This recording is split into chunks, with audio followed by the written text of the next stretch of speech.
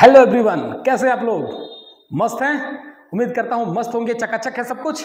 चलिए स्टार्ट करते हैं हम लोग का यूपीएसआई का कोर संविधान का क्वेश्चन। ये हमारा सीरीज है और जिसमें हम लोग क्या कर रहे हैं, यूपीएसआई के कोर संविधान के क्वेश्चनों का एनालिसिस कर रहे हैं और जल्दी से जल्दी सभी क्वेश्चन का एनालिसिस कर लेते हैं। उसके बाद से हम लोग विस्तार से संविधान के चैप्टर वाइज उसका पढ़ाई कर लेंगे। चलिए स्टार्ट करते हैं। पहला क्वेश्चन है, प्रस्तावना में समाजवादी, धर्मनिरपेक्ष, अखंडता शब्द पदों को निम्नलिखित में से किसके माध्यम से जोड़ा गया था? तो ये बताइए, प्रस्तावना में जो तीन वर्ड जोड़े गए थे, समाजवादी हुए, धर्मनिरपेक्ष हुए, अखंडता हुए, इन तीन शब्दों को किस संविधान संशोधन के माध्यम से जोड़ा गया था? देखिए, जो आपका ये जोड़ा गया था तो इसमें और इसमें बड़ा कंफ्यूजन होता है बालकों को। मैं देखा हूँ खास करके। तो क्या होता है, ये 44वां आपका संपत्ति है। क्या है ये? संपत्ति के अधिकार को यहाँ से हटाया गया था। तो 44वां संविधान संपत्ति से संबंधित मामला है। इसको 31 में था पहले और इसको क्या किया गया है, 300 ए में भेज दिया गया है। एक विधिक अधिकार बनाया गया था 44वें में। तो ये राइट आंसर होगा नहीं। राइट आंसर क्या है आपका? 42वें संविधान संशोधन अधिनियम 1976 के माध्यम से क्या किया गया, आपकी प्रस्तावना में समाजवादी, धर्मनिरपेक्ष, अखंडता जैसे तीन शब्द जोड़े गए थे और इसी को हम लोग मिनी संविधान के नाम से भी जानते हैं। तो ये आपका राइट आंसर 42वां संविधान संशोधन।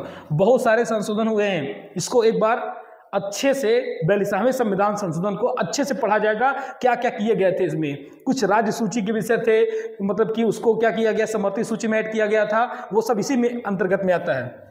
चलिए अगला क्वेश्चन देखते हैं हम लोग। अगला क्वेश्चन है, भारतीय संविधान के किस अनुच्छेद में उल्लेख है कि धर्म, नस्ल, जाति अथवा लिंग के आधार पर कोई भी व्यक्ति विशेष निर्वाचन नामावली में शामिल होने के लिए, शामिल किए जाने का दावा करने के लिए अपात्र नहीं होगा?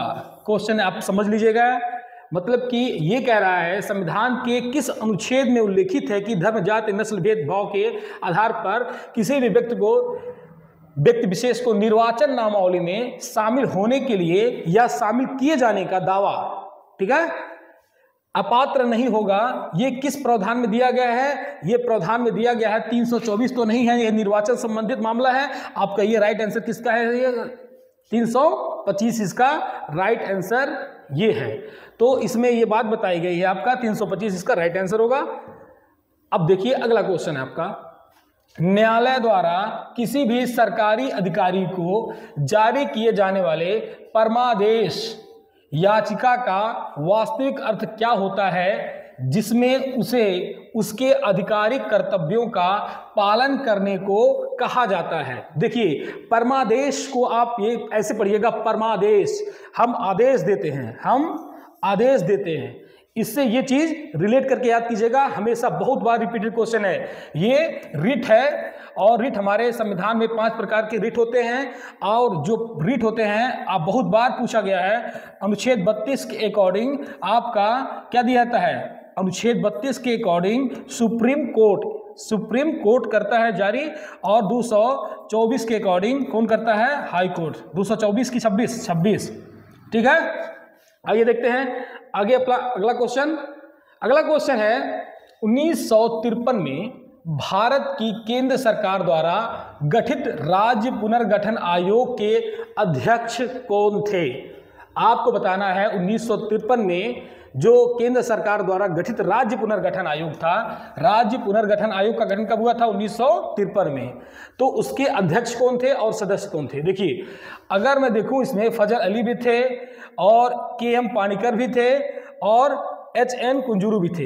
ये तीनों लोग थे। T.N. शेषन तो ये तो निर्वाचन आयुक्त थे, ये 10वें नंबर के, भारत के 10वें नंबर के मुख्य निर्वाचन आयुक्त थे। इनको तो आप काट ही दीजिए, यही तीनों में से कोई ऑप्शन होगा। तो अध्यक्ष पूछा है आपसे, तो फजल अली क्या थे? इसके अध्यक्ष थे और ये दो लोग क्या थे? सदस्य थे। राइट हो गया, आप समझ के होंगे। तो फजल अली इसका राइट आंसर हो जाएगा। आगे बढ़ते हम लोग अगले क्वेश्चन पे।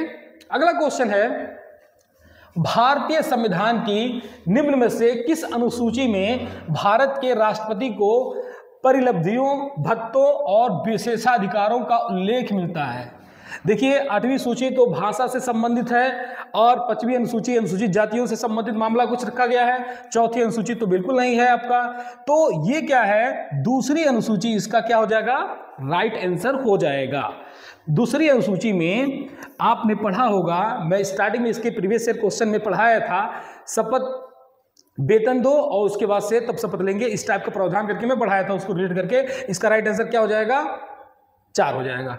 आगे चलते हैं, अगला क्वेश्चन है आपका, निम्नलिखित में से किस विषय में संसद और राज्य विधानमंडल दोनों को कानून बनाने का अधिकार प्रदान करता है या अधिकार देता है?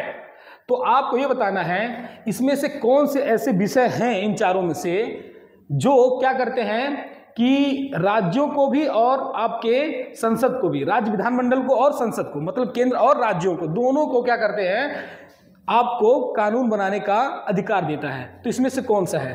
देखिए जो कृषि है वो राज्य सूची का विषय है। ये जो है इसमें राज्य का कुछ हो नहीं सकता, ये जो है राज्य का मामला तो है ही नहीं जी, ये तो बिल्कुल नहीं होगा, ये तो सिर्फ राज्य का मामला है। अब आता है आपराधिक कानून और वायदा बाजार। तो इसका राइट आंसर क्या हो जाएगा आपका, आपराधिक कानून वाले जो मामले रहेंगे वो क्या हो जाएंगे आपके, इसके राइट आंसर हो जाएंगे। इसमें केंद्र और राज्य, मतलब संसद और राज्य विधानमंडल दोनों लोग क्या कर सकते हैं, इसमें आपराधिक कानून जैसे मामलों में, विषय में कानून बना सकते हैं, इनका अधिकार है। आगे चलते हैं, अगला क्वेश्चन है, भारत के किस राज्य में राष्ट्रपति शासन सबसे पहले लगाया गया था? देखिए जो राष्ट्रपति शासन है ये बहुत ज़्यादा उम्दा क्वेश्चन है, दमदार क्वेश्चन है। ये जान लीजिए कि बहुत बार पूछा गया क्वेश्चन है ये। राष्ट्रपति शासन से संबंधित बहुत मामले आते हैं, कई प्रश्न बनते हैं। पहली बार कब लगा था, सबसे ज़्यादा बार कहाँ लगा है। जैसे सबसे ज़्यादा बार अगर पूछा गया था इस क्वेश्चन में तो जम्मू कश्मीर में है। जम्मू कश्मीर में सबसे ज़्यादा बार, सबसे ज़्यादा टाइम तक, ड्यूरेशन जिसे बोल सकते हैं, 6 वर्ष 264 दिन तक लगाया गया था। सबसे लंबे टाइम तक राष्ट्रपति शासन जम्मू कश्मीर में लगाया गया है। और इसे पूछा गया है राष्ट्रपति शासन सबसे पहले कब लगाया गया था। और एक क्वेश्चन बनता है सबसे ज़्यादा बार कितनी बार लगा है। जैसे उत्तर प्रदेश में 10-11 बार लगा है, मणिपुर में 10-11 बार लगा है। तो इस टाइप के कई प्रश्न बनते हैं। तो देखिए आपका इसका राइट आंसर तो हो जाएगा पंजाब। पंजाब में सबसे पहले राष्ट्रपति शासन लगाया गया था, 1951 में ही लगा दिया गया था। चलिए आगे देखते हैं, निम्नलिखित में से कौन सी संस्था भारत में गैर संवैधानिक निकाय है?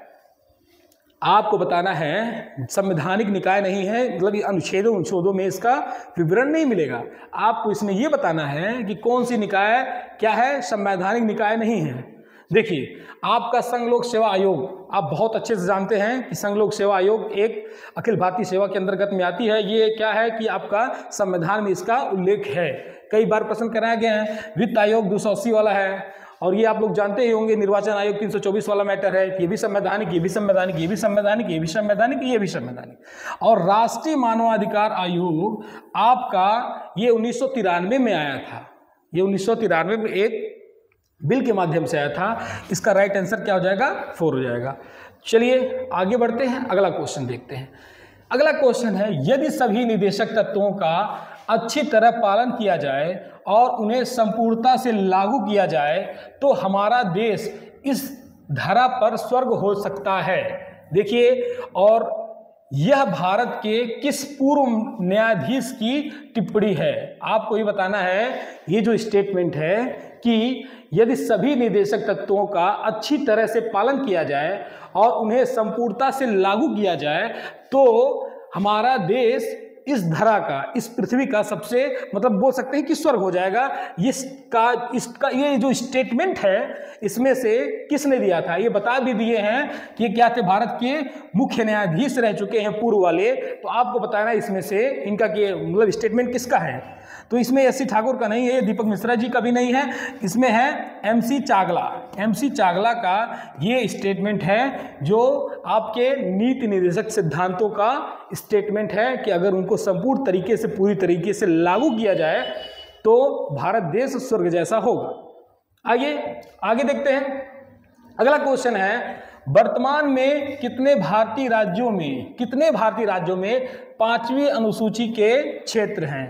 5वीं अनुसूची के जो क्षेत्र हैं वर्तमान में वो तकरीबन कितने हैं आपके, एग्जैक्टली 10 हैं। और उन 10 का नाम बहुत बड़ा है, उसको मैं इसका PDF में दे दूंगा। उसमें आंध्र प्रदेश प्रदेश जो है आपका, छत्तीसगढ़ है, MP है, ठीक है, तेलंगाना है, ठीक है, उसमें आपका राजस्थान भी है, ऐसे कई हैं, 10 हैं मिला के, कुल टोटल 10 हैं। आगे देखते हैं अगले क्वेश्चन पे। अगला क्वेश्चन है, उत्तर प्रदेश में सदस्य लोकसभा के लिए निर्वाचित होते हैं। देखिए आपको ये बताना है उत्तर प्रदेश में लोकसभा के कितने सदस्य निर्वाचित होते हैं। देखिए आप लोग जानते होंगे वर्तमान में लोकसभा में 543 मेंबर हैं टोटल। और अगर देखेंगे कि कितने सदस्य की सदस्यता होनी चाहिए, पेन को थोड़ा मोटा कर लेता हूँ, 1 मिनट, ब्रश जो है मेरा थोड़ा पतला है। हाँ जी, तो मैं ये बोला था आपसे कि उत्तर प्रदेश नहीं, टोटल विश्व में, मतलब टोटल भारत में लोकसभा में 550 क्या है, ये मैक्स सीटें हैं। लोकसभा की मैक्सिमम सीटें 550 हैं, जिसमें से वर्तमान में कितनी हैं, 543 वर्तमान में हैं। और जिसमें पूछा है आपसे है उत्तर प्रदेश में सबसे अधिक कितनी सीटें हैं, 80 सीटें हैं।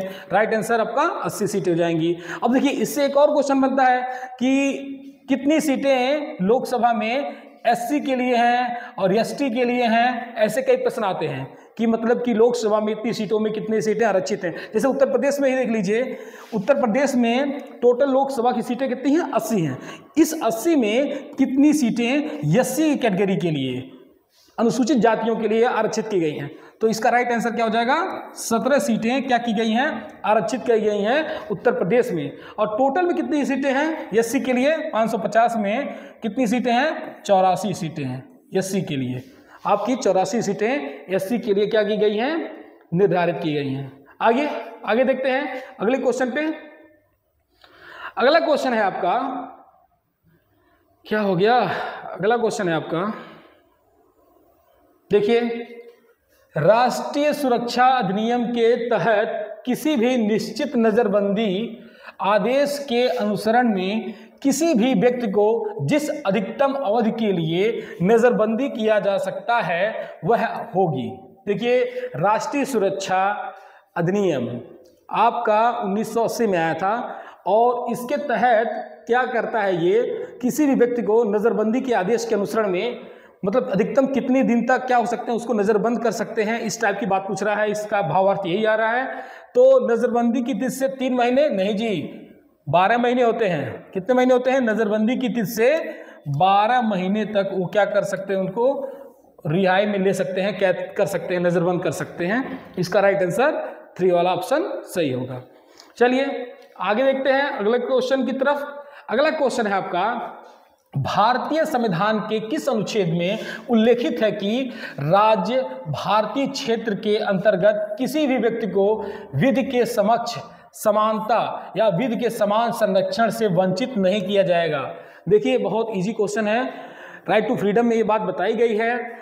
देखिए इसमें समानता की बात करता है, ये जो समानता की बात होती है आपके अनुच्छेद 14 में होती है, 14 से लेके 18 के बीच में कही गई है। तो इसमें 14 कहाँ पे है, ये आपका समानता के बारे में तो गई क्वेश्चन है, 17 भी है समानता, लेकिन ये कहा गया है कानून के समक्ष समानता। कानून के समक्ष समानता जो दी गई है वो आर्टिकल 14 में दी गई है। आइए आगे देखते हैं अगले क्वेश्चन की तरफ।